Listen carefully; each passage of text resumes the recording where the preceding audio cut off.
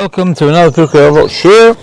We are on chapter 5 to 9. We'd like to dedicate this episode in memory of Levy, Moshe, and Levy, and also in memory of Israel ben Binyamin Rivka.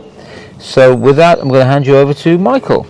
Thank you, Babashiach. So this Mishna, we're going to talk about 7 attributes or ways of conduct which should be observed. So let's start. Shiva dvarim v'golam. 7 things are typical in a klod. Shiva b'chacham, and 7 in a wise man. Chacham eno medaber lifnei mi shegadol memenu b'chachma, or minyan. A wise man does not speak before one who is greater than he in wisdom. Ve'eno nichnas l'tok divrei chaveiro. He does not also. Second one, he does not break into the speech of his fellow man. Ve'eno nivhal lahoshiv, and he is not in a rush to reply. Shoel ke'inyan u'moshev b'halacha. He questions to the point and responds properly. V'omer al rishon v'al acharon. And he speaks of first things first and last things last. Ve'alma shelo shema omed v'lo sham'ati. And also about something that he has not learned, he says, I have not learned it. Umodeh al emes, and he acknowledges the truth. V'chilofeihem b'golem, and the opposites of these are found in a klod. So basically it's conduct when talking and listening to people, and how you should have respect for people.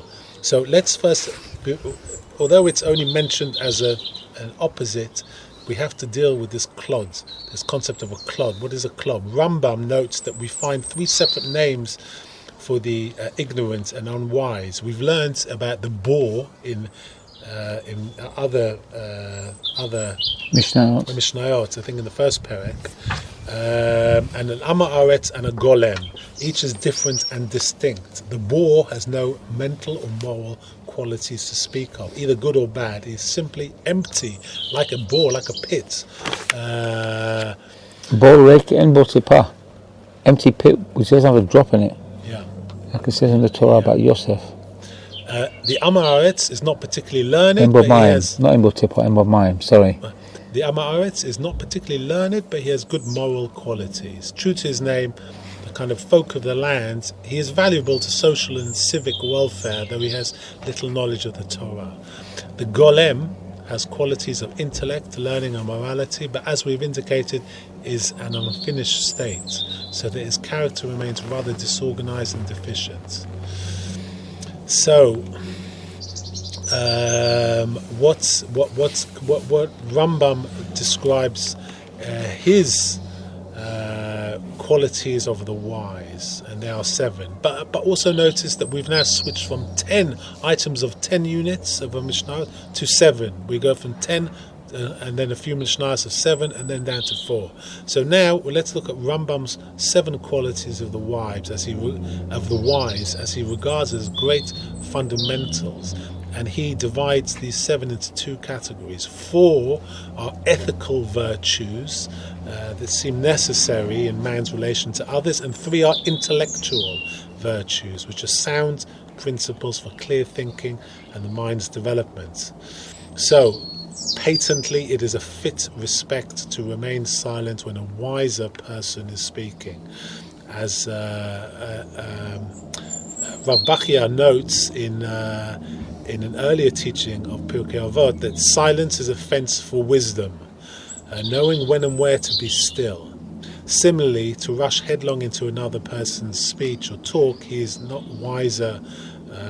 If whether he be wiser or not, older or not, it just shows disrespect and a lack of proper esteem.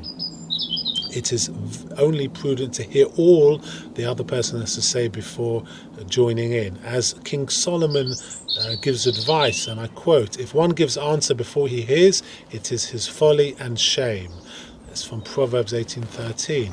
As Rav Bachya indicates, if your remarks happen to pertain to what the other person intends to say, you merely appear foolish.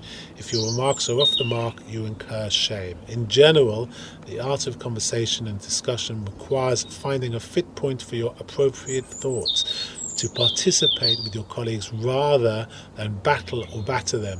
Again, to get along with others in honesty and candor does not sound off where you know nothing. Do not sound off where you know nothing. If you have received no traditional teachings, hearings, or authoritative view, admit it. If you pretend to knowledge you don't have, trying to be bigger than you are, sooner or later you'll fall on your face. And finally, ethical behavior requires admitting the truth. If you find you are mistaken, admit it. Don't stubbornly insist on supporting or proving a wrong tenet simply because you feel committed to it and wish to avoid humiliation. There is far more humiliation ultimately in stubborn persistence than in honest submission to truth. And as Rambam notes, this ethical virtue denotes that even when you can successfully win your argument, once you recognize the truth of another's words, the right course is to admit it. So much for the ethical virtues, the good, praiseworthy virtues of human behavior in relationships. The other three traits are intellectual virtues. For example, if you debate or argue with a clever opponent, don't rush to reply under confusion. Train yourself to listen carefully, note the flaws or weaknesses or fallacies in the other thoughts, and marshal and arrange your own ideas, then give your replies. It is like a mental verbal battle, and you shouldn't let your enemy rout your forces. The second principle is to ask only what is relevant and to answer to the point. You should learn to concentrate, to remain within the boundaries of the lesson or discussion. As King Solomon observed, and I quote, "How good is a word in its season." However burning your question is, or great your answer is, make sure it fits the subject matter under consideration. Finally, if you would organize your learning, develop the habit of answering the first questions first and the second questions second. This means imposing an external order on your thinking and speaking. Only such outer order develops and maintains inner order amongst your thoughts.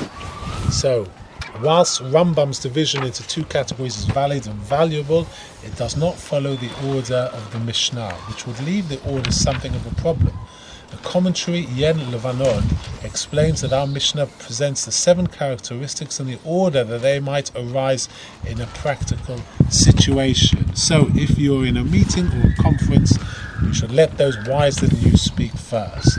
Secondly, when a colleague is speaking, don't interrupt. Thirdly, when he's finished, if he's raised a question that you have to answer, don't reply in haste, otherwise you'll seem confused. Fourthly, if he's raised a point which you wish to question, you should confine your words to the issue at hand. Don't go off at a tangent in your response. Number 5, when it's your turn to speak, organize your thoughts in logical and chronological sequence. First things first, last things last. 6th, with your views and ideas, give their sources. Name the authority from whom you've learned to derive them. If you offer something original, do not fear to present it honestly as such. And 7th, if after all sides have been heard, you realize that the other person is right, you must acknowledge the truth. So let's look slightly deeper into these words of the Mishnah. As it says in the Mishnah, the wise man does not speak before one who is greater than he is wisdom. We can look in the Torah or Tanakh in the story of Job, when his friends came to make discourse with him, and we read, I'm quoting from Job. Now Eliyahu had waited to speak to Job because they, the 3 others, were older than he. And Eliyahu answered and said, I am young in days, and you are aged. Therefore I quivered and was afraid to give you my opinion.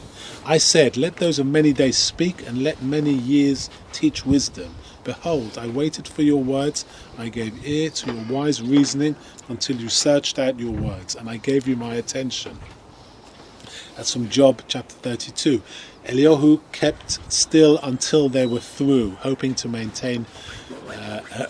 gain some sort of wisdom from them. And we look at the word lifnei, speak before. The Hebrew word lifnei and the English before also denote in the presence of, like before somebody, not before as a point in time. At Torah study, if a point of law is raised and your teacher is there, if you jump in with your opinion, you are sinning by usurping your rabbi's authority. If a student rules on a question of law in his rabbi's presence, he incurs heaven's punishments, serious punishment. And in the presence of a father or mother, the person is not to offer his opinion until the parent has spoken. But we also find the opposite. We look in the annals of the Sanhedrin. In cases of capital crimes, 23 sages were seated in a semicircle. The greater the sage, the closer he sat to the semicircle center. When the time came to render judgment, the younger scholars were called on first to give their views. Once the older scholars had spoken, the younger ones would not have the courage or nerve to think freely and express their thoughts honestly and fully, fearing to differ with those of greater authority. And regarding the Mishnah's statement of he does not break in on the speech of his fellow man, so not interrupting people. It's very important. You should let people talk. We know that when Avraham was when God was about to destroy Sodom and Gomorrah, Avraham pleaded on behalf of the city and asked that if the city would find 50 righteous men, that it would be saved. And when that request was granted, he asked the same request of only 45 tzaddikim if they were found. Hashem didn't interrupt him and granted them. He then lowered the number to 40, then 30, then 20, and finally 10. Each plea was accepted favorably in turn. Hashem didn't interrupt him. He let him continue speaking. HaKadosh Baruch Hu knew that even if there were even 5 or 4 virtuous people in Sodom, it would be safe from destruction. Nevertheless, HaKadosh Baruch Hu waited for Avram to finish, and only then did he send him off, as it is stated at the end, and I quote, "The Lord went his way when he had finished speaking to Abraham, and Abraham returned to his place." It's from Genesis 18, verses 17 through 33.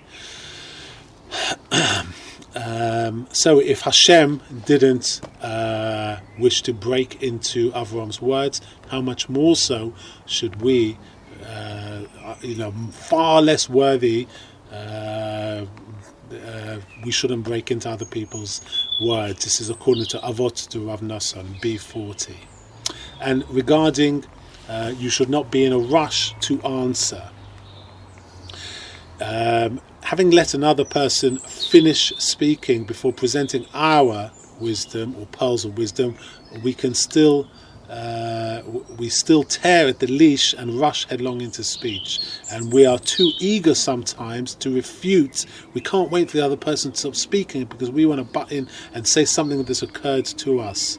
So before fully grasping what the intention or meaning of the other's statement is, we just want to answer. And sometimes we blurt out our words and we interrupt and we perhaps come out with something that was nothing to do with what the person's intentions of his speech was.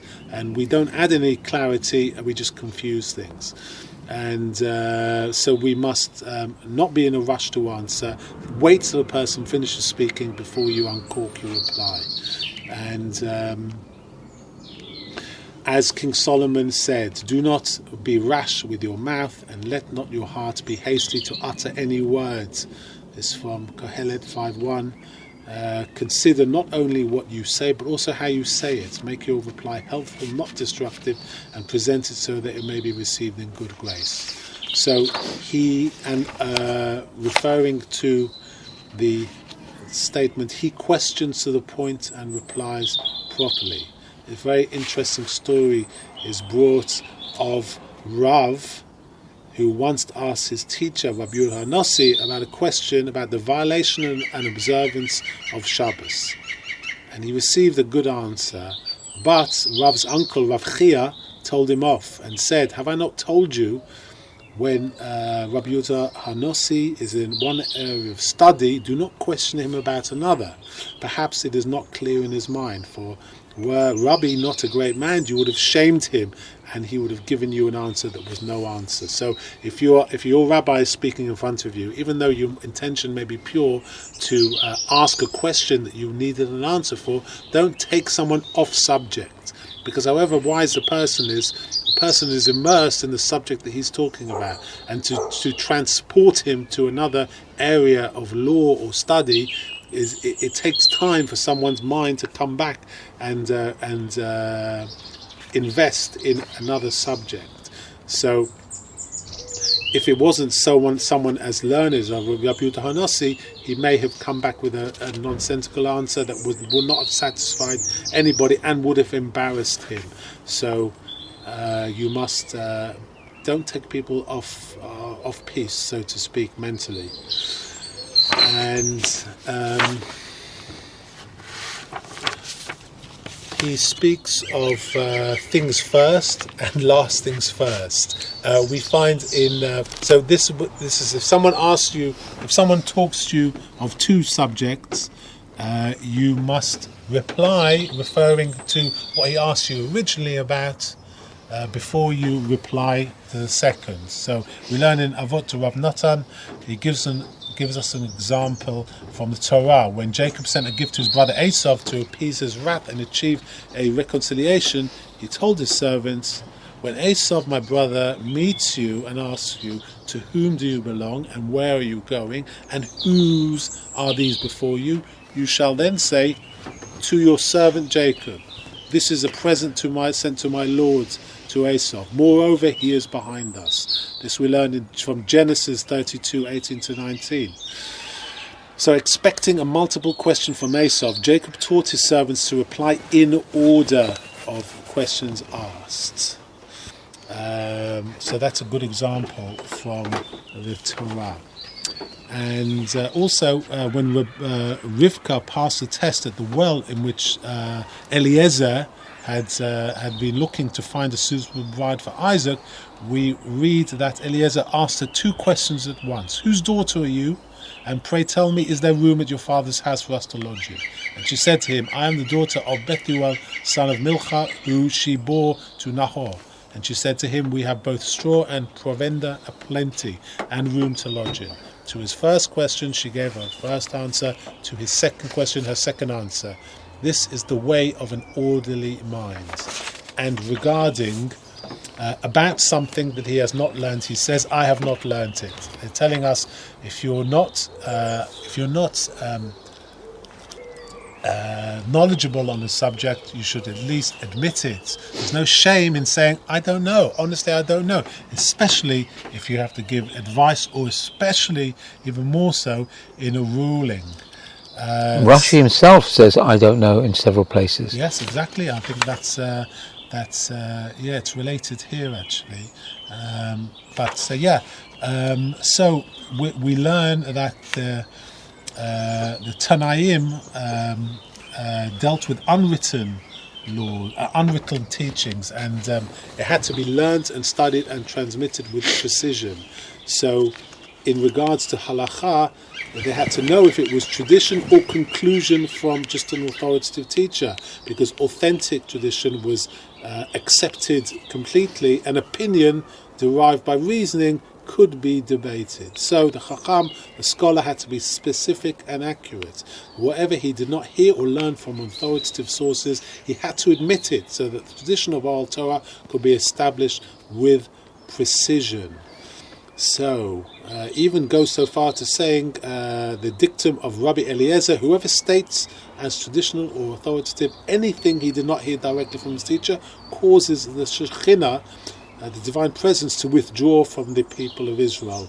This we learnt in Brachot 27b. The Talmud records that Rabbi Eliezer himself never taught anything he had not learnt from his teacher. And the concept of, and he acknowledges the truth. Truth is whatever describes or relates to reality, to things as they actually are, with no softening or distorting veil of illusion or wishful thinking. Truth may not always be seen pleasant, helpful or beneficial, but the wise man acknowledges it. If you take refuge in fantasy, building castles in the sand, so to speak, you will pay for their construction and maintenance and get precious little shelter or comfort. The wise man of faith, the ultimate truth of truths, the reality behind all realities, HaKadosh Baruch Hu acknowledges the truth assiduously, faithfully, and to attain a clear awareness of himself, of Hashem. For as the Chazal teach, as I quote, the seal of the holy is blessed in truth. Whatever we recognize and accept as truth is part of HaKadosh Baruch Hu's message to us, which we have come ever so slightly closer to recognizing him in his truth. And his words to us, his instruction, his Torah, the wise man equally recognizes as truth and accepts it. It has the undeniable seal of divinity. And one final thing, the Hebrew word for acknowledges, modeh, can also mean is thankful for. So valuing truth, the wise man is always grateful for it. A fool will probably resent criticism. A wise person will appreciate it. And in the inspired words of King Solomon, as it says in Proverbs 9:8, do not correct a scorner, or he will hate you. Reprove a wise man, and he will bear you affection. So that concludes this Mishnah 9 of Perek 5. Now, please God, next time we convene, we are, Bezrat Hashem, going to do Mishnah 10, which is the 7 types of punishment coming to the world. So until then, we wish you a wonderful and blessed week.